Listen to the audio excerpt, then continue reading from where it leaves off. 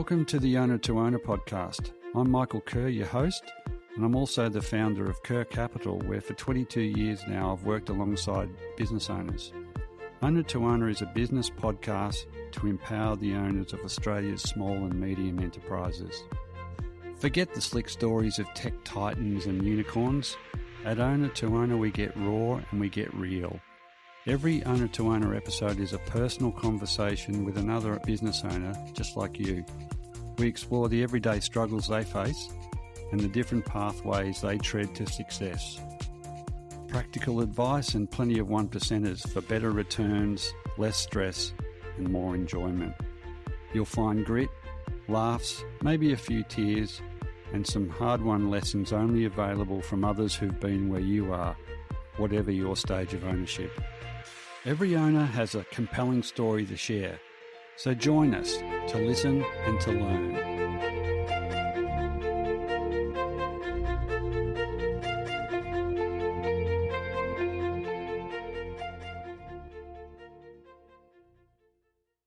Vital not-for-profits and social enterprises need reliable cash and not just goodwill. Can these purpose-led organisations borrow proven tools from the for-profit world without losing their soul?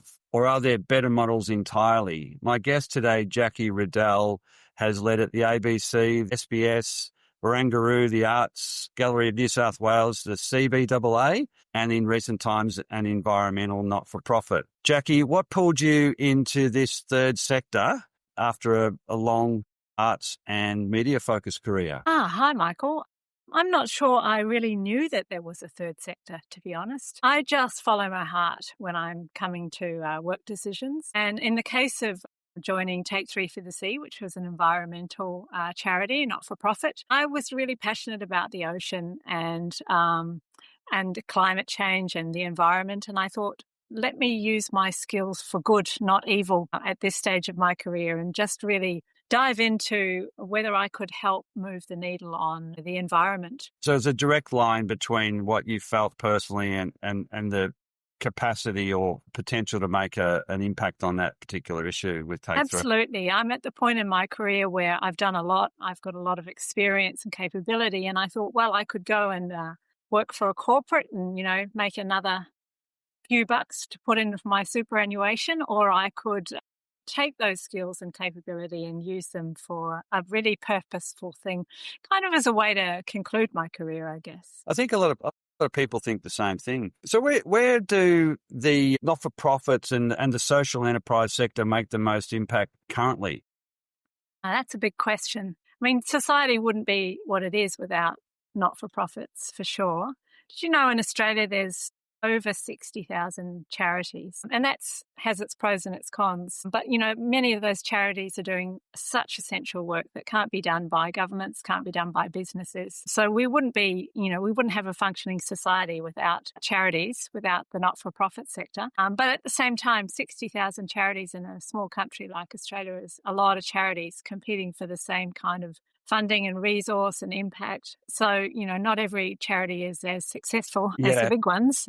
I think it goes to the heart of the opportunities and challenges in front, because a lot of good people doing a lot of good things, chasing a limited amount of support, either from government. Absolutely, yeah. There's a lot of passionate people. So there's different kinds of charities, clearly, different kinds of not-for-profits. There's the big ones that kind of do quasi-government work and, perform functions that we really need as a society. And then there's, medium-sized ones that have more capability but are maybe still more ideologically driven. And then there's the type of not-for-profit I was working for, which is a really, really tiny but incredibly passionate and principled bunch of people who just set out to change the world.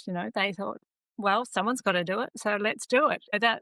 The passion is one thing, but ultimately what I now understand is that passion only gets you so far. You also need to build the capability to be able to amplify that passion into something meaningful. Yeah, to keep delivering the good that you want to deliver, you have to be sustainable financially. And absolutely. And this is, I guess it's at the heart of our discussion today about how far you can move away from being a pure charity and not-for-profit with all the good intentions towards being a fully fledged business. Somewhere in between the two is some disciplines that they could learn off each other, but create a more sustainable third sector, which it's an interesting term, and we'll get to the fourth sector. We've had a bit of exposure to, and I think it starts to bridge that gap. So just overall, you mentioned 60,000 charities, explosive growth, particularly in the last few decades. But how do you see, from a financial resilience point of view, the sector right now? Is that too many charities? Are there too many that are struggling? What's your take on the? Yeah, absolutely. There's too many charities for sure. It's great that people think I'm going to do something about, the problems of the world and start up a charity. Great, good on them. But unfortunately, there's just too many of the same kind of things competing for the same resources. And without scale, you really can't survive. I was looking at the Charities report in preparation for our discussion today, and they talk about a whole subset of charities, which is many, many charities, maybe 10,000 charities, which are micro. So, 1 to 5 employees surviving on, the breadcrumbs that are thrown at them, and how that's not really at all sustainable. And it's not actually very effective for the charities as well. Like, I think they get into this, they keep trying to be effective, but if they're not actually effective in their mission, then you really have to question, why are you pursuing that? So, there's too many charities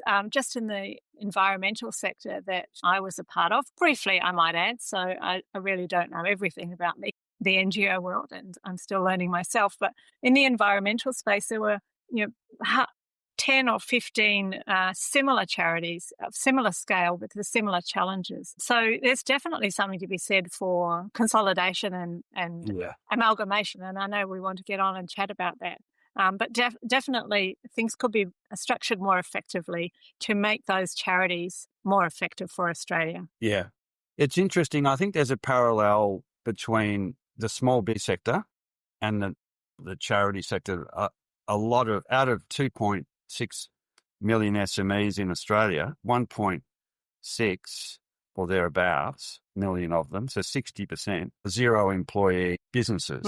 Whether you call them a business, but they're people doing something that maybe they're contractors, maybe they've got a side hustle, but it's a challenge. And I think there are some of those that, and I suspect the same in the not-for-profit social enterprise sector, where someone's got a tiny niche and they're doing something that's important to them, and that they've created a sustainable model. But overall for the sector, the question is, there's a lot of administration costs in running any small business or any small charity or any small social enterprise. Absolutely. But I think also, some of those individuals with a passion do really make it. And, a great example to call on, and someone that I know well now, is Clean Up Australia. So that was a bunch of people who basically said, we're going to sort this out. We're going to clean up Australia. One founder in particular, a very strong individual, and they just pushed and carried that along. And today it's a very effective, successful organisation that's well grounded financially. It's got a fantastic board, fantastic chair, like really successful and stable organisation. So out of the many organisations that start up and want to do something, certainly some thrive. And that's the same with business, I'm sure, is that, I know there's many startups and only a few success stories, but you have to have those multiple startups to get the success stories at the end, don't you?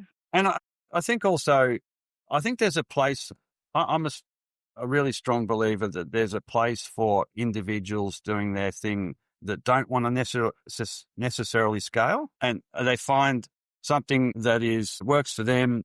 But, that's not what we're chatting about. And we've seen the numbers on that graph to get to 60,000 charities today is a very long flat line for decades and decades. And then it explodes in, I think it was from the start, from perhaps the 80s, and it skyrockets up. So on financial sustainability or viability, what do you think there's any particular for-profit tools or approaches or disciplines that should be adopted more broadly in the Sure, not. yeah, absolutely. In fact, are being adopted. Successful charities that use business models. So when I joined the charity Take Three for the Sea, it was a fantastic idea, a really powerful concept about taking 3 pieces of rubbish off the beach or the park and stopping it getting into the ocean. Simple idea, really simple idea. And I was really attracted to it. But then I started there and I realized it was an idea without a business model. And so that's fundamentally what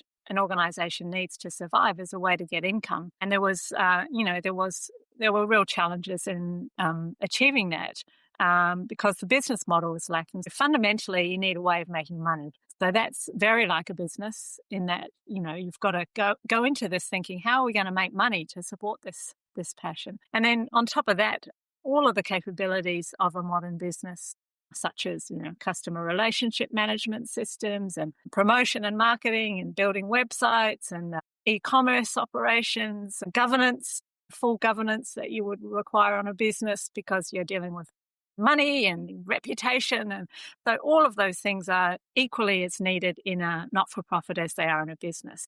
And successful not-for-profits are really leaning into that and making sure that they have all that capability. Yeah, it's run like a business. Get the right people. Yeah. Run like a business. It just happens to be the shareholders are, I guess, community. Yeah. But there's an underlying recognition that we don't want to blow this thing up and not deliver on the potential because we're over-reliant on government funding, which is fickle, or over-reliant on 1 or 2 benefactors or donors? Yeah, I think they're really not at odds. They're very compatible. In fact, every not-for-profit just needs all those capabilities, whether they're business capabilities or not, they're just professional capabilities. I've wondered whether there's been a movement away from corporate culture, and I want to be on a board, I want to do some good as a bit of a rebound to having worked in a role where maybe were rewarded well, but didn't quite feel you were delivering on anything more than just shareholder value or personal. Of course, yeah. There's a lot of purpose seeking, isn't there? And certainly I've experienced that in the boards that I've worked with and on. People genuinely are generous and they want to give back and they want to do what they can. And that is, for many people in corporate life, that involves, advising or getting on a board or, providing your time for free to assist a charity to become bigger and more effective. Yeah. Do you think that there's a translation of that experience in corporate immediately to a not-for-profit? Yeah, that's a tricky one because often people in corporate settings look to join boards. So that's a governance role, and that's not a hands-on business role. And I've seen that be a struggle for people actually, because you might be the director of a large division or a CEO in a business, and then you come onto a board where you're not responsible for the operation of the place, and then you have big ideas and aspirations for this tiny little charity that really can't meet your expectations at a capability level. And that can be quite problematic. I've seen that in numerous settings, actually. So learning how to be good at governance is pretty important if you want to step into that space. Equally, if you're, and I was probably in this situation a bit, I was quite an experienced large manager, dealt with a lot of strategy, big teams, big leadership stuff.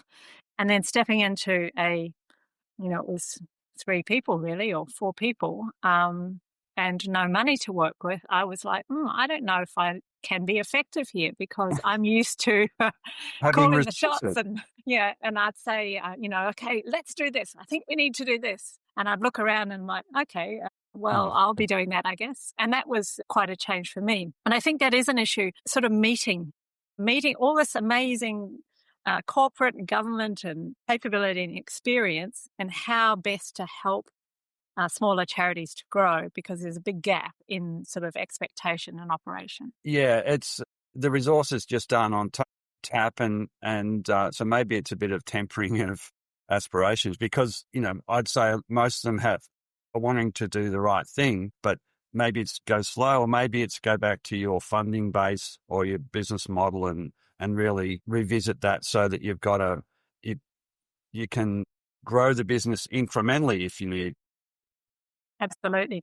And I think governance is really critical as well. And the more governance skills that are developed in business, in corporate life, the better we'll all be. So learning how to be good at governance, because the governance is like the shelter that provides for the growth to come underneath. It's like the big bush that the little seedling can come up from. Yeah. And without good governance, the seedlings can't grow. Yeah, and I'm not sure that in a smaller organisation they could all do with governance, that board level thinking on the reason we're in business and what resources we're going to make available. And there's a lot of doing the do that, and that's a trap for small business and small business owners generally, is that you're so busy that you can forget, and it applies equally. Absolutely. In the third sector. Social enterprises have a part of the charity not-for-profit sector. I had some personal experience with a social enterprise. We bought an operating business to support a charity or a not-for-profit.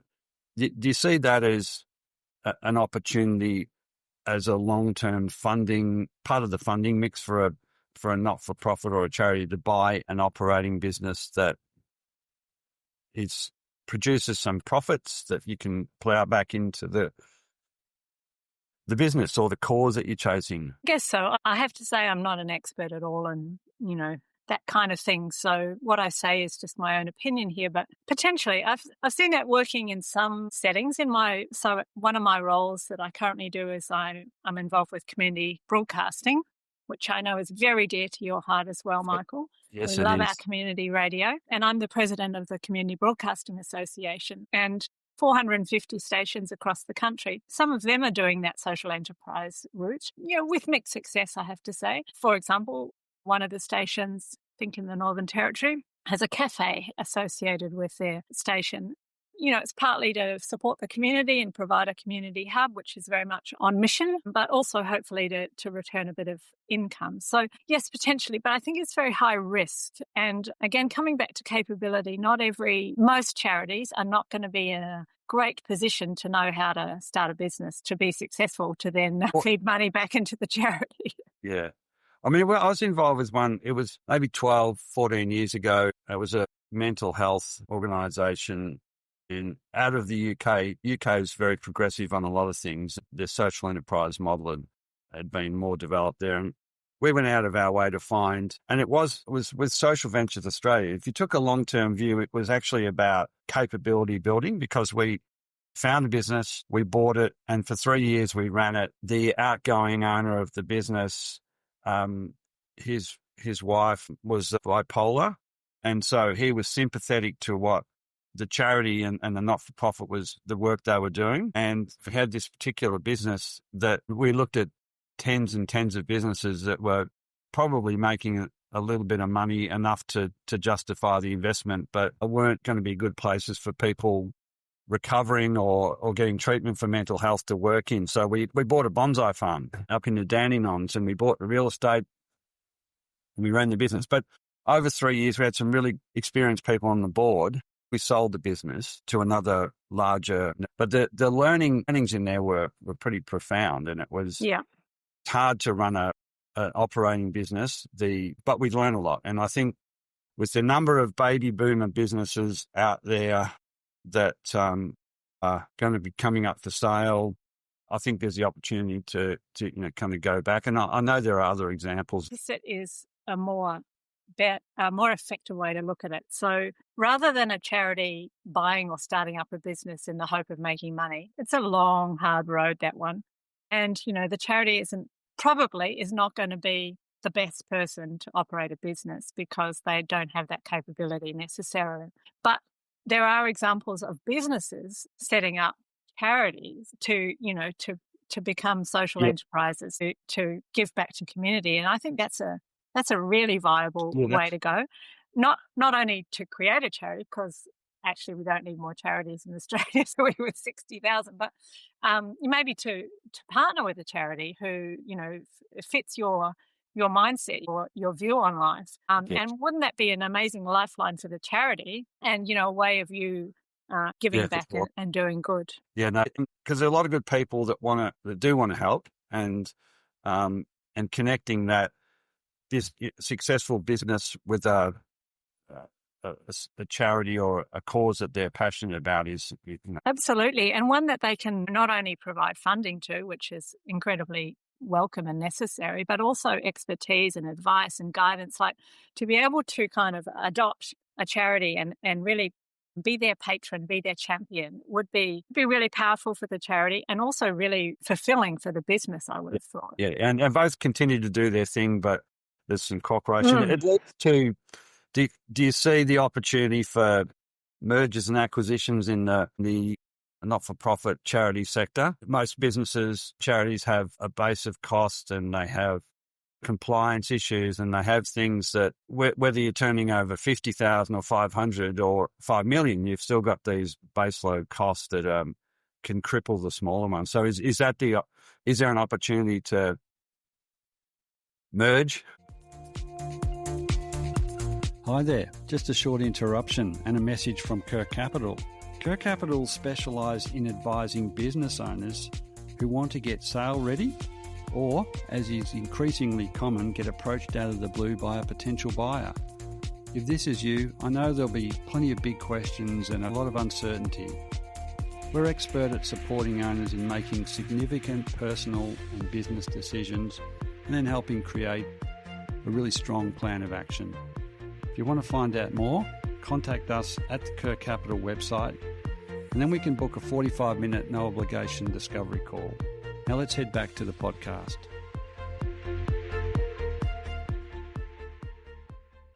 Yeah, there absolutely is. I don't think it would be called acquisitions. It would be called, mergers or partnerships or collaborations. Yeah. Absolutely. I mean, to make 60,000 charities sustainable, it's not going to happen. So, where is there commonality? Where can people work together? And there could be really imaginative and inventive structures to enable that. It doesn't just have to be one takes over another. But I think there are, again, like with everything, there are great opportunities and immense challenges with that as well. One of the challenges in the not-for-profit space is the founding ideology. So often people have a very clear idea of what they want their charity to do. And if you are looking at getting together with a different set of ideology, sometimes that doesn't fit. So you sort of have to work out how to blend organizations from the very top, from the founders, from the board, through to the operations. And maybe there are models where you don't blend, but you do share back end, for instance. And that's certainly a really great thing to pursue because, as you say, the costs are the costs. It's not so much the cost, it's also the capability. Like just one of the things I struggled with running a tiny organization was a lack of HR support. So I had to be the HR manager as well, which, I'm sure small business owners will be nodding furiously and going, yep, that's me as well, because that's life, running a small organization. But just to have some professional HR support available, not all the time, maybe not full time, but, one day a week. And if that was shared with 3 other charities and we all had the same issues basically and work under the same legislation, that would have been really helpful. So lots of ways to collaborate, maybe not in a traditional merging. Yeah. I mean, if you look at any business, people, the cost of people, or the investment in people is always the biggest expense. And so managing them, getting more from them, avoiding any HR issues is paramount because that's... Yeah, absolutely.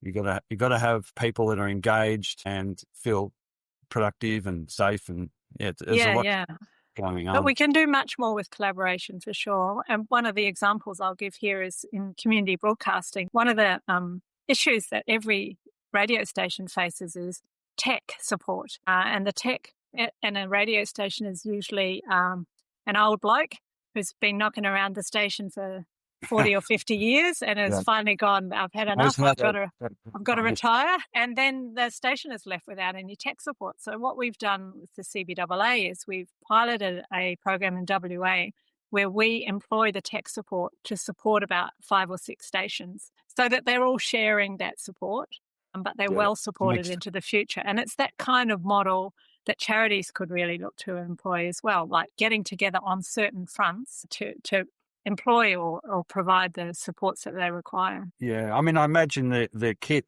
is the same across a lot of those stations, the desk, the equipment. But it's that thinking, I think it's at a governance level where everyone wants to do the right thing. Everyone's engaged in their local thing, but you've got to look outside and say, how are other organisations doing it differently? What can I learn from, as much as we're passionate about our thing and our business, our station, our charity, there's always more to learn by looking over the fence. And so that, you've got to run a tight ship, but you've also got to invest time and energy and money in finding out how do we make ourselves sustainable. Yeah, it all comes back to revenue, really, doesn't it? You've got to have a sustainable revenue pipeline or you're in deep doo-doo. Yeah, and it just sharing stories where things have been wound up. Maybe that's kind of like, it's a bit dramatic, but it's terrible to see when not a perfectly viable, but an important institution in a community like a radio station or a charity or some service, falls by the wayside because they didn't recruit or they didn't build in some exit planning or some succession planning or they didn't see the future coming. In the case of media, there's a lot of towns now, quite large towns even, that are without any local media because, they simply can't survive. The local newspapers had to shut down. They don't have the revenue, even though the community is crying out for it still. But, the revenue is what ends up bringing them down. Yeah, and there are many examples of businesses that have transitioned, but it's what is that missing link there for them? And maybe it's fresh talent that or guidance to say, well, we used to be a printed newspaper or magazine, now we need to be online. And there's towards that, there's the tech around it. It's all very dual, but the building in that succession and is so vital. I think the fourth sector, B Corps, and have you had much exposure to that? They term it as like a hybrid. Yeah, I'm only as a consumer.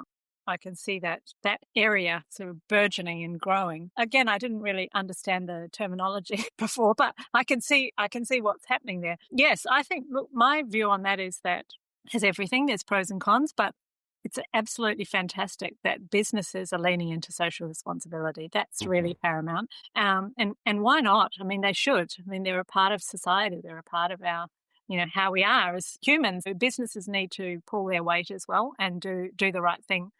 Absolutely. I guess the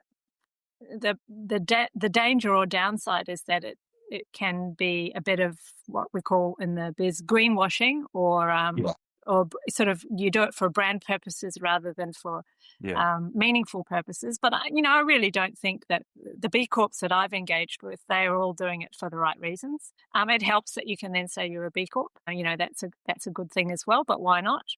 Yeah. But they're all driven by the fact that they want to do the best that they can for community and the environment.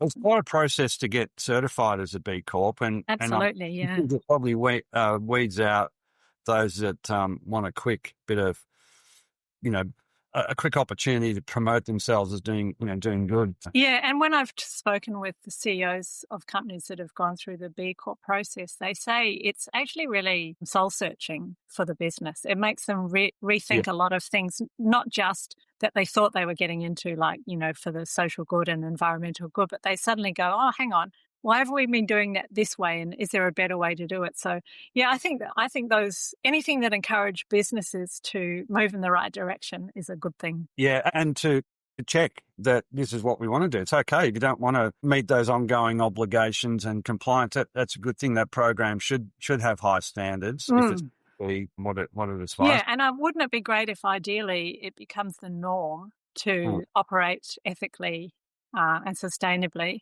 And that's just expected of a business. Yeah. Well, that's where consumers can force the issue a bit, or communities can force the issue a bit. If you had to pick the ideal board for if you got involved in another not-for-profit, what would you be looking at in terms of at that governance level, the type of people and experience that you think would be relevant and suitable to take to scale a not-for-profit?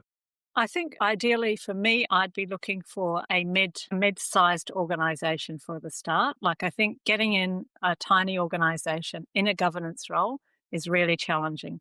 And good on people that do that. It's fantastic. I've certainly done that before, but I think for me to be effective, the organisation needs to be at a certain point, have certain scale, have enough revenue to then be able to start to shape it. So that's definitely what I'd be looking for is something that, has 3 years of revenue available, has a clear business model, so where they can get the money, not just sort of putting the begging bowl out and scratching around for what you can get, living very hand to mouth. But, there are other people at a different stage of their life and career that can really help those small organisations.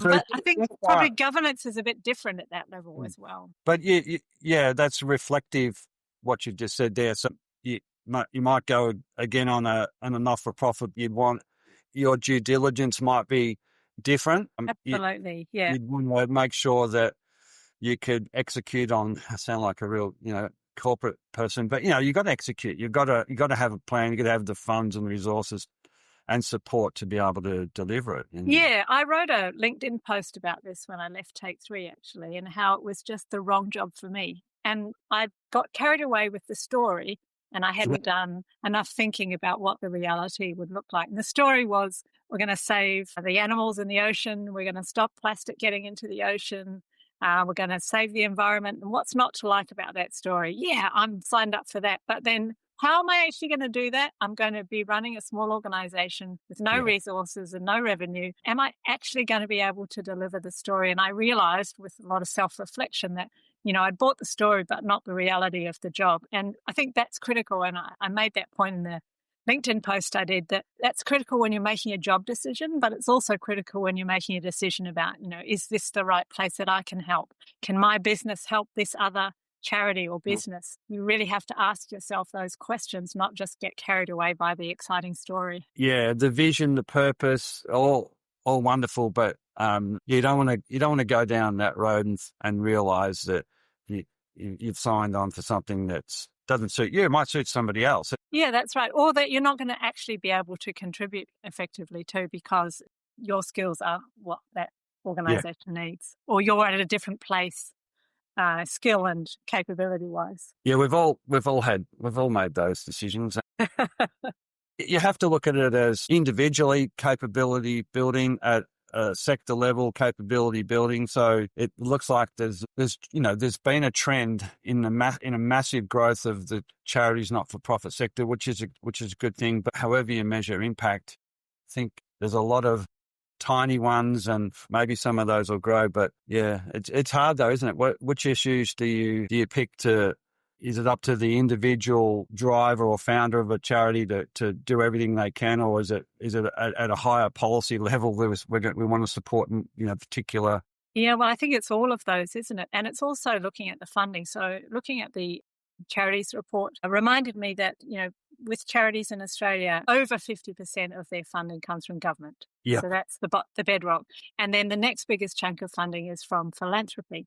So those are the two things that you really got to work on. Can I sustain this organisation on government grants, and what does that look like, and which government grants am I going for, and how do I get those? And how do I build philanthropy? Now, philanthropy is a massive opportunity for every charity. There's no doubt about it. We're going through the largest intergenerational wealth transfer ever as we speak. There's a lot of money out there, but getting it is really difficult. So how do you open up philanthropic opportunities, allowing for people who have good intentions and resources to be able to come on board and support you? Now, what's critical there is that you have some capability, because no philanthropist in their right mind is going to give you a blank check if you actually can't spend the money effectively. So it's a bit of a catch-22, but it's definitely the area of major growth for charities. Yeah, it's forcing probably not dissimilar to going to the bank for a loan or to venture capitalists for some funding. You've got to have a great pitch. You've got to have a great pitch. You've got to be able to deliver it. Yeah. You've got to build trust that you know what you're doing and you can actually get the job done. Your great idea may well be a great idea, and your purpose may be wonderful and needed. But if you can't convince the benefactors, whoever that might be, then it's going to stay in the ground or absolutely, yeah. But I know there's a lot of work at a peak body level, at across government as well, about how to create a more sustainable safety net for charities. Yeah. So a lot of thinking going into that. More is welcome, of course, but really interesting to see how the charity sector can kind of navigate the next wee while. COVID had a big impact on charities on two fronts, well, primarily that I can think about. Revenue, for one. So revenue dropped. People's capacity to give money to charities has dropped as a result of COVID. And also volunteering. Volunteering is on a major slide and exacerbated post-COVID. And those two things are pretty important for any not-for-profit. And so how are we going to navigate that? How are we going to remake these organizations so that they're not so reliant on volunteering and then, they've got more resources to be able to do their jobs? Get better at pitching to volunteers as well. Like that's, it's, I've been involved in sports clubs and it's like, we need someone to run the bar on Thursday night, and it, it's like, you'll do. It's not, there's a lot of professionalism that could be brought to volunteering and sharing the load. We're running up to that time. You mentioned one article you'd written on LinkedIn. Was that under the banner of accidental retirement, or was that another? I've coined this phrase. I'm going to trademark it, my accidental retirement. And now when I get asked that question, in a social setting, and I say, what do you do? And then I'm trying to shorten my story, but it's basically, well, I'm accidentally retired. No, I've written quite a bit about that on LinkedIn, actually, and it's had a really great impact. Yeah. People have been really coming out of the woodwork talking about their experience of accidental retirement, because in my case, I've had a really interesting career. Loved every job I've done, and I found myself sort of running right off the end of the treadmill.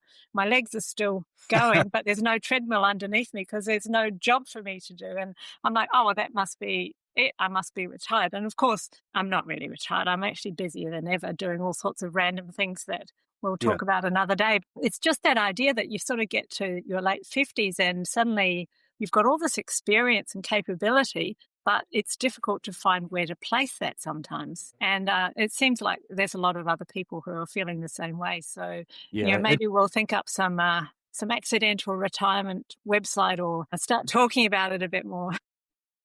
It's a wasted talent pool opportunity for the small business sector, for everybody. So, we'll put a link to that. Just in closing out, and in terms of if suddenly someone offered you the job as the head of the federal small business department up in Canberra, and given your breadth of experience, what were the couple of things you'd do to revitalise? I normally talk about in terms of the small business sector, but I'll make an exception here. So to revitalise the charity not-for-profit sector, what would you do at a policy level if you could pick a couple of things with big impact? Gosh, what a big question to ask me at the end. I'm going to say my first answer would be I wouldn't take the job because I don't want to live in Canberra. I love Canberra. I spend a lot of time there, but I don't want to live there. My second answer would be policy. So there's something about what we were talking about earlier about platforms for success. There's got to be something the government can do to stitch together all of the basic requirements for charities to thrive. I think there's something in that would probably be the first thing I'd advocate for, is the getting together of the sector to try and work out how to be really great at the basics so that they can be really fantastic at their particular passion. So we're not competing with each other. We should be sharing. And this may already exist, to be honest. But, what about, for instance, at Take 3, we spent a lot of time trying to work out a CRM system to put in to manage our contacts with all our stakeholders. I mean, that was 6 months of work to try and work out which might be the best one. Now, what about if someone came to us and said, your size, what you want to do, here's the best CRM system, here you go, plug and play. That would have saved us so much time, so much energy. And there's just some basic things, like finance systems, CRM systems, HR systems that could be provided to enable the charity to do the work it wants to do rather than to spend all its time doing that sort of work. Yeah, vendor selection or choosing software. Yeah. Like a charity in a box, plug and play. Stick it in, then you can go on and be passionate and enthusiastic. That's the thing, we spent most of our time worrying about systems and finance and HR and not worrying about plastic in the ocean. And that's what we were there to do. So it's how you can minimize that stuff and maximize what you're there to do. And no question, the technology, the platforms exist to do it, and somebody's already nailed how to do it. And you've got to look at what others are doing, because someone will have it working fine. Then you can get back to the core business of whatever it might be. Exactly. Yeah. All right, Jackie Riddell, that's been fun. Thanks so much for your time. Good luck with your whatever the next steps are with the CV. Thank you. Yeah, it's great to be a part of media still and doing what I love in community broadcasting. It's my number one passion. Support your local community broadcaster. Bye, Michael. Thanks so much, Jackie. Take care.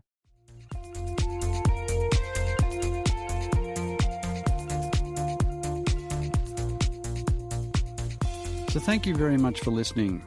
I hope you enjoyed this episode of Owner to Owner and got some helpful advice and maybe some more clarity on how to make your business work better for you. To subscribe or to listen back or to access any of the resources or information we talked about in this episode, head over to the website owner2ownerpodcast.com.au, or you can search up Owner to Owner Podcast on your favourite pod player. If this episode or the podcast generally is really helpful, I'd love it if you could leave me a like, a rating or a review, but even more than that, I'd love it if you could share it with another business owner. There's a new episode out every couple of weeks. I'll catch you then.